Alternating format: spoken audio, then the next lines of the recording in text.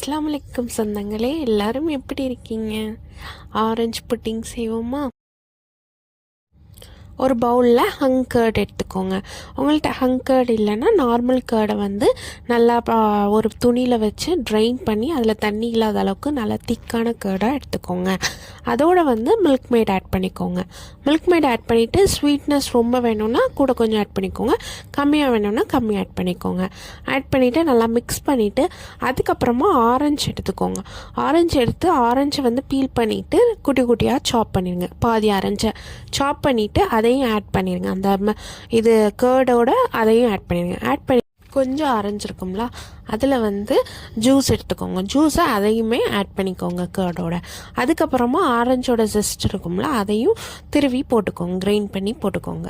அது போட்டிங்கன்னா நல்ல ஸ்மெல் இருக்கும். எல்லாம் மிக்ஸ் பண்ணிவிட்டு அதை வந்து என்ன பண்ணணும், குட்டி குட்டி பவுல் ஆறு இந்த கப் கேக் மோல்டு இருக்கும்ல அதில் வந்து குட்டி குட்டியாக ஊற்றி வச்சுக்கோங்க. ஊற்றிட்டு ஸ்டீம் பண்ணி எடுத்துருங்க.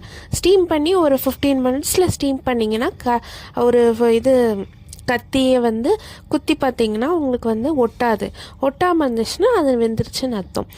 அதுக்கப்புறமா சாஸ் எப்படி பண்ணலான்னு பார்ப்போமா? சாஸ்க்கு வந்து ஆரஞ்சு ஜூஸ் எடுத்துகிட்டு அப்புறம் அதோட வந்து 3 டேபிள் ஸ்பூன் சுகர் சேர்த்து நல்லா ஹீட் பண்ணிடுங்க. நல்லா ஹீட் பண்ணி அது திக்கான கன்சிஸ்டன்சி வரும்போது ஆஃப் பண்ணிட்டீங்கன்னா சாஸ் ரெடி ஆயிடும். இப்போ வந்து பிளேட்டிங் பண்ணலாம்.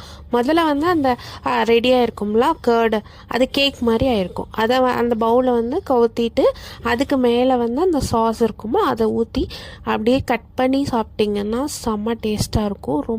ரொம்ப ஈஸியாக செய்யலாம். வெறும் 3 இன்க்ரீடியன்ட் வச்சு இவ்வளோ ஈஸியான கேக்கை பிள்ளைங்களுக்கு, தயிர் பிடிக்காத பிள்ளைங்களுக்குமே நீங்கள் வந்து இதை கண்டிப்பாக ட்ரை பண்ணி பார்க்கலாம்.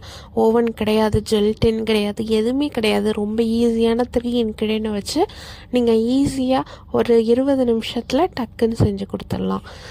கண்டிப்பாக சொந்தங்களே ட்ரை பண்ணிவிட்டு சொல்லுங்கள். நெக்ஸ்ட்டு வேறு என்ன வீடியோலாம் போடலான்னு கமெண்ட் பண்ணுங்கள் சொந்தங்களே. தேங்க்ஸ் ஃபார் வாட்சிங்.